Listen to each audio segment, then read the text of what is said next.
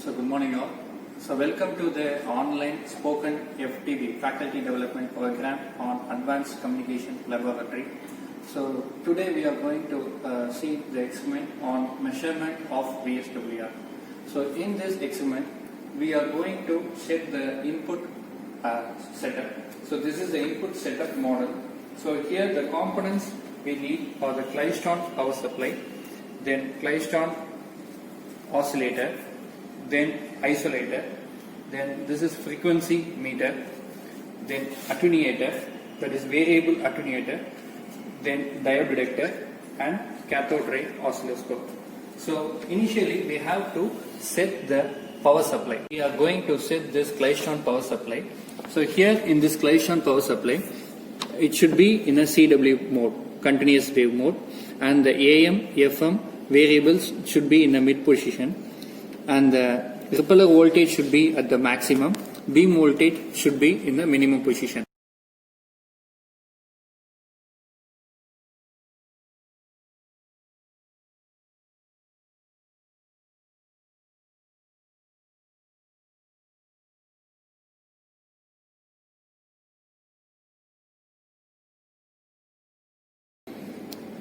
So now I am going to tune it to the beam voltage. So the beam voltage should be at the 270 range. I am going to vary it to the 270. So now I am going to tune it to the beam current. So initially the beam current value will be minimal, and then it is slightly increasing up to 20 or 22 milliamps. Then we can view this milliamps varying. Then slowly we are going to move it to the repeller voltage. The repeller voltage will be in a maximum position. So this is the initial setup of the Klystron power supply. So then the next component is the reflex Klystron oscillator. So this is the heart of the entire apparatus. So this Klystron oscillator, so next to the Klystron oscillator we have to connect the isolator.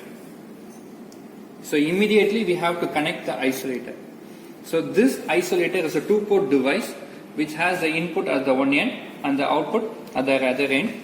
It is a unidirectional one. So isolator, it is a unidirectional one. It has a two-port device which is a unidirectional one.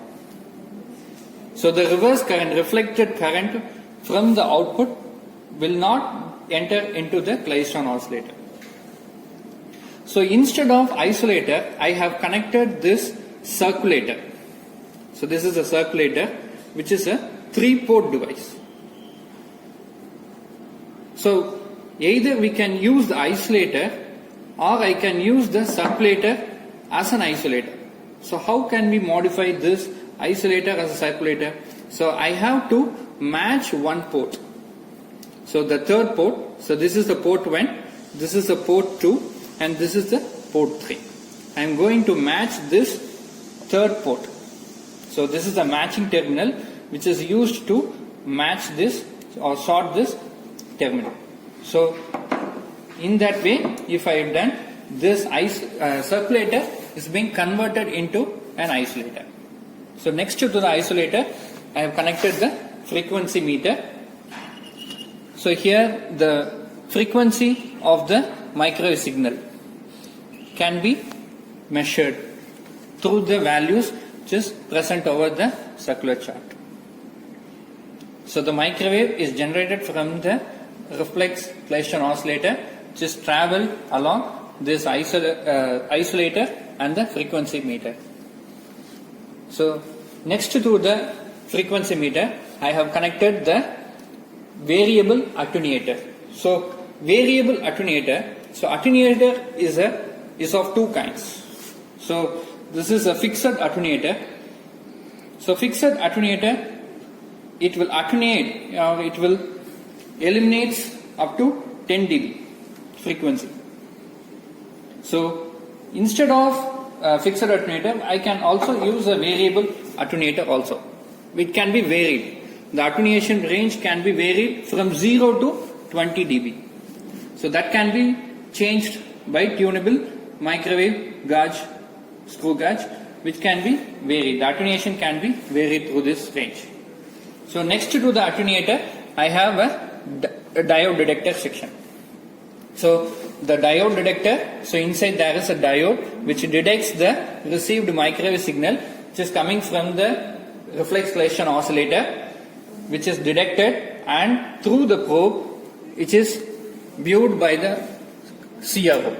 So the received microwave, what I have set as an input, will be received through the CRO. So up to this attenuator, reflex collision oscillator, isolator, frequency meter and variable attenuator, this section is the input section. That is the transmitter section. We can also say it as a transmitter section. So the diode detector section is the receiver end or receiver section.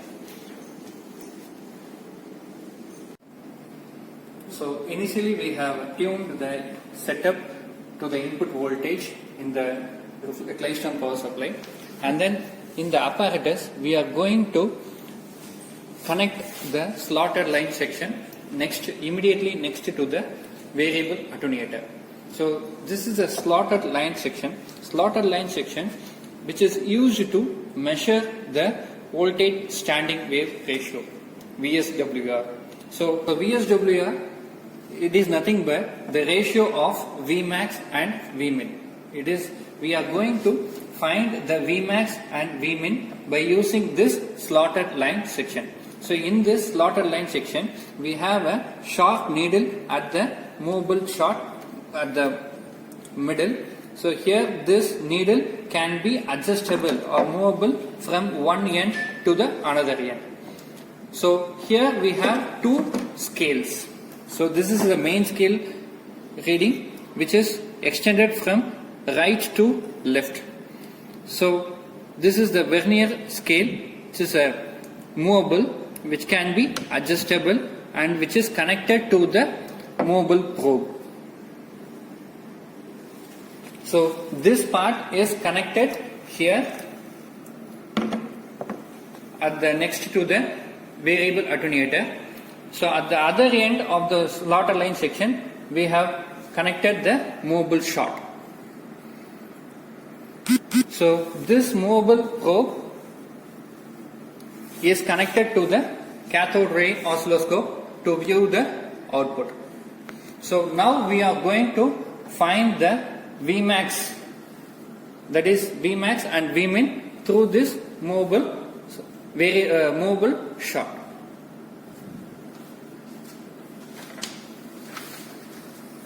So before going into this section, so we need to know what is Vmax and Vmin.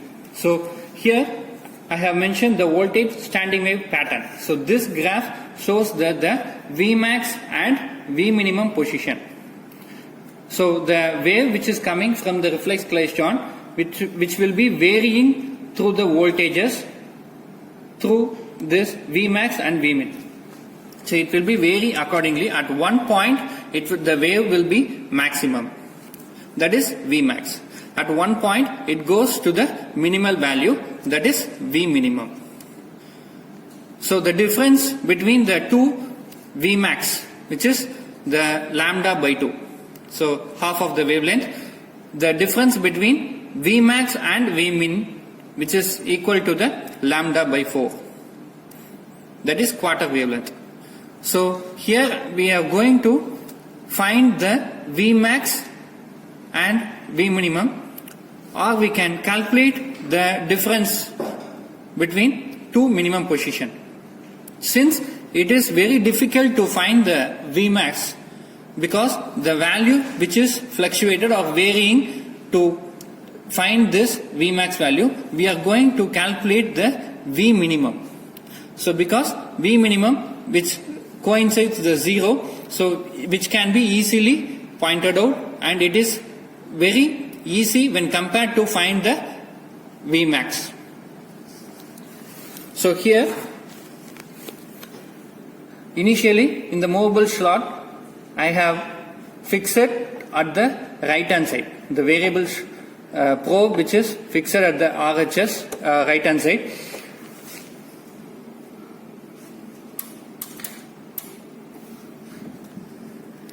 So I have to move from right to left. So by moving here at the point of 8.74, the point of 8.74, here the value which is coincides with the 0, it is taken as 8.7. The movable scale, which is in the vernier scale, the value which is coinciding this 0 to 10, which has been taken for the value with 0.01 accuracy. So I am going to multiply this 8.4 into 0.01 plus that coincide value. So which line which is coincide, I have to take it into account. So here the fourth line is coinciding, so the value which is 8.74. So at this 8.74 value,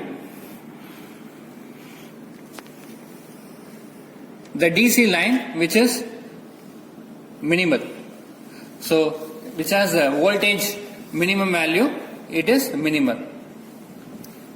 So the next P2 position, next minimum position I have to take, I am continually moving from right to left. So here simultaneously I am also monitoring this waveform. It is gradually increasing and reducing to the minimal value. So I am waiting for the 0 coinciding.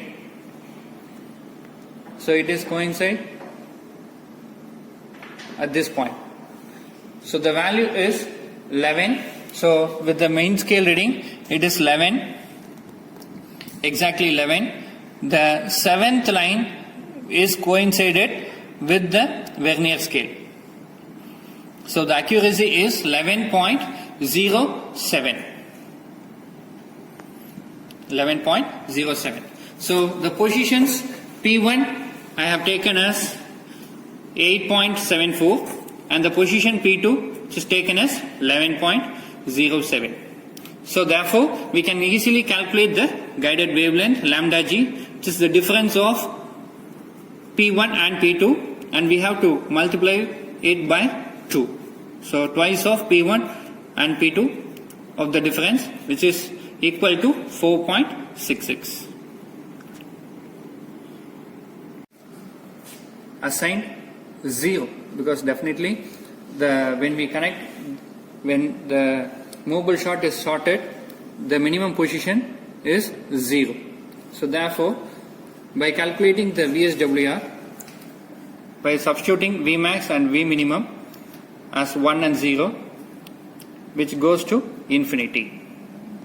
So when the movable shot is shorted, the VSWR value goes to infinity.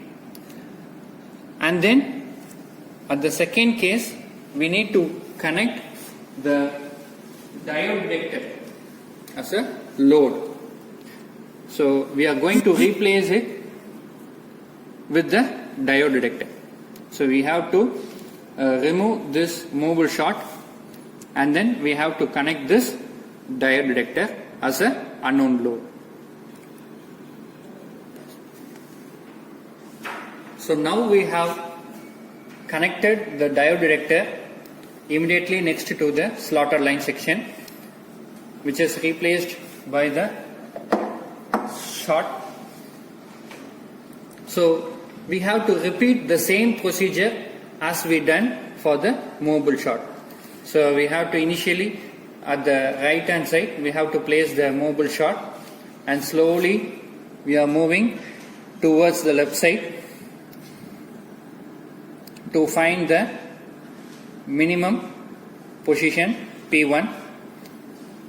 The value of the minimum position, which is 8.9, the accuracy is 0.02, so that the position P1 which is equal to 8.92, and then to find the second minimum position P2, we slightly moving towards the left hand side.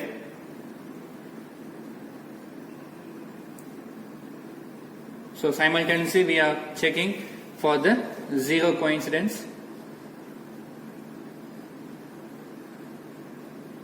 So the value meets around 11.28 at this position, which goes the minimum position, that is 11.2 into 0.08 accuracy, so that which gives the 11. So we need to find the Vmax and Vminimum position for the diode detector. So to find the Vmax position, we need to set for the value where the Vmax is obtained. So the Vmax is slightly lower when compared to the Vmax of movable short. So here it is coming around 0.8, and the V minimum position, which is the minimum position, which is not equal to 0, because the unknown load is connected. Some minimum voltage will be obtained while calculating the V minimum. So the V minimum, which is equal to 0.2, so 0.2. So therefore the Vmax is 0.8 and V minimum is 0.2. Therefore we can calculate the VSWR by using this Vmax and Vmin, which is equal to 4. Now let us see the calculation part. So here in the tabulation we have noted down the load for the movable short with the position of minima. So we have taken the double minima method. So we have noted down the P1 and P2, that is position P1 and P2 for the movable short here. The lambda G is the guided wavelength. It is nothing but the twice of the difference of this P1 and P2, and we have noted down the Vmax and Vminimum position.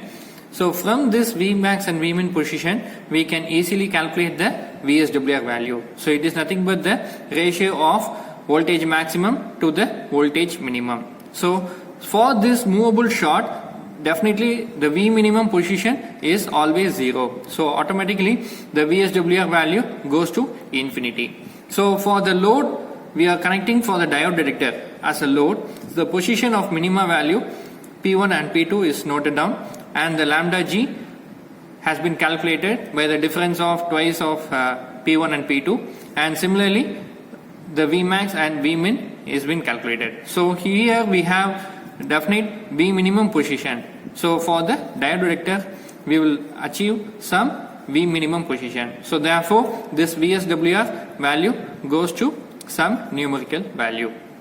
So from this tabulation 1, so we can manipulate the value to the tabulation 2. So here we are going to note it down the position of minima with the load P suffix L and position of minima with the short wise. So from the tabulation 1, we are taking this PL, that is P2 as PL and PS as the position of P minimum position for the diode detector 8.92. So from this value we have plotted it down.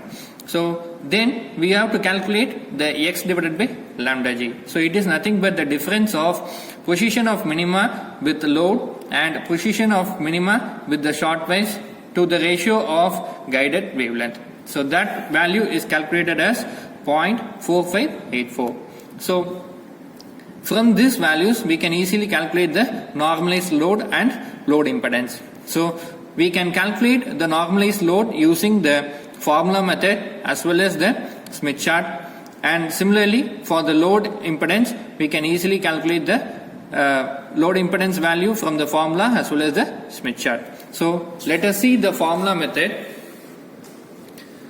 So for to finding the normalized load and the load impedance using the formula, we are using that ZL by Z0, which is equal to 1 minus of J of VSWR tan beta x divided by VSWR minus of j tan beta x. So here this beta x is nothing but, so beta is nothing but 2 pi by lambda g, whereas x which gives the distance. So we need to know this x by lambda g. So x by lambda g has been already calculated in the tabulation 2, that is 0.4584. So that I am substituting in this respective equation instead of x by lambda g. So therefore this beta x becomes 2.8802. So therefore tan beta x is equal to minus of 0.2675. So therefore the VSWR value goes to 4. So VSWR value, what we have noted down in this tabulation, so for the diode detector the VSWR value has been noted down as 4. So we can directly substitute in this ZL by Z0. So Z0 is the characteristic impedance. So the characteristic impedance is for this setup what we have assigned, it is 400 ohms. So 400 ohms. Finally we are going to substitute that value. So for finding this ZL, we are substituting all the values. VSWR value, it is 4. VSWR already we have calculated as for the diode detector. So therefore ZL by Z0 goes to 0.266 plus imaginary part of 0.249. So while substituting this Z0, it gives, while multiplying to the cross side, it gives ZL is equal to 106.67 plus 99.865 J. So taking the square roots, final ZL, that is load impedance, gives 146.121. So this value, here we are going to mark this in the tabulation, the ZL. Using the formula side, using the formula we have marked this load impedance 106 plus 99.865 J imaginary, and the normalized load. So normalized load, that is 0.266 plus J 249. So that we have marked in the tabulation. So this using the formula we have marked. So now we are going to find the values using the Smith chart calculation. So for the Smith chart calculation, we need this lambda by lambda g value and the VSWR value. So this is a Smith chart. This is a Smith chart. So in this Smith chart, it has been divided into two halves. So the upper half, from the clockwise direction, it leads to the wavelength towards the generator. If you want to find the unknown loads or unknown value of through the generator, we have to mark it towards the clockwise direction upwards. If you want to calculate or find the wavelength towards the load, so wavelength towards the load means we have to take to the lower bound or lower side of the circle.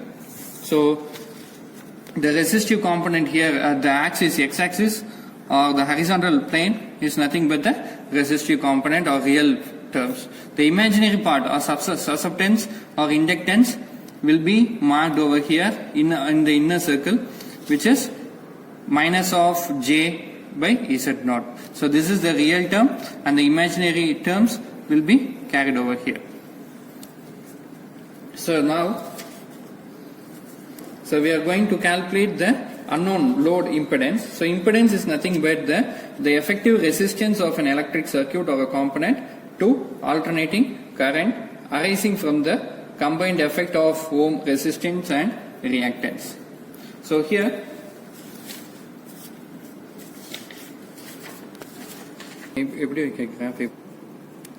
so now in this Smith chart, we are going to first plot the VSWR value. The VSWR value is 4.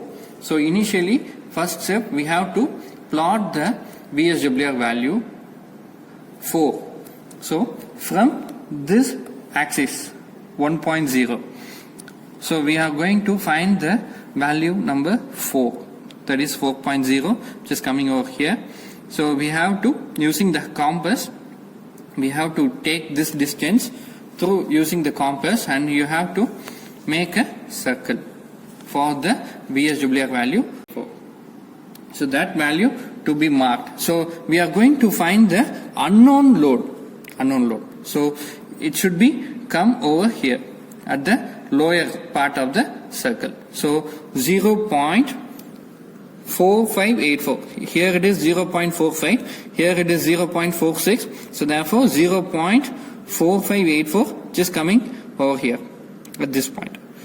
So you have to extend this line towards this axis at the midpoint of the circle.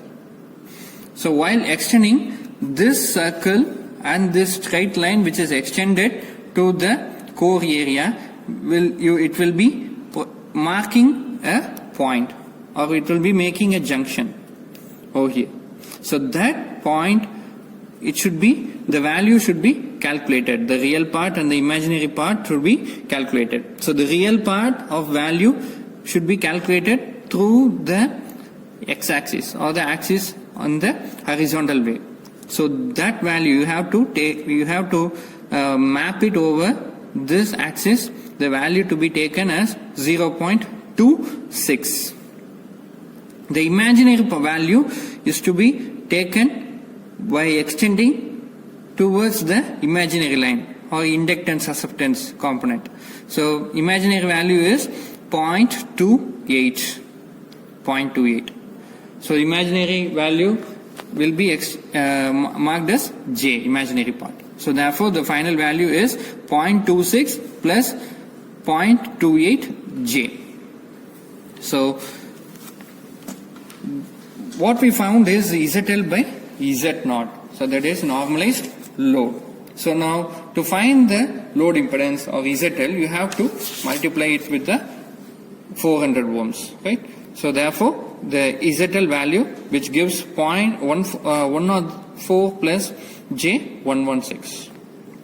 So that value has been marked by using the Smith chart. We have calculated as 104 plus J116 using the Smith chart. By using the formula, we obtained as 106 plus 67, 106 plus J99.865. So you can find the difference between the using the formula method as well as using the Smith chart method. You can calculate the values. So more or less it will comes around the same value. So using the for the normalized load, using Smith chart, it gives 0.26 plus J0.28, and using the formula method, it gives the same real part, that is 0.26 plus J, which is 0.249. So this is about how to find the VSWR value as well as the impedance unknown load. For the unknown load we have calculated.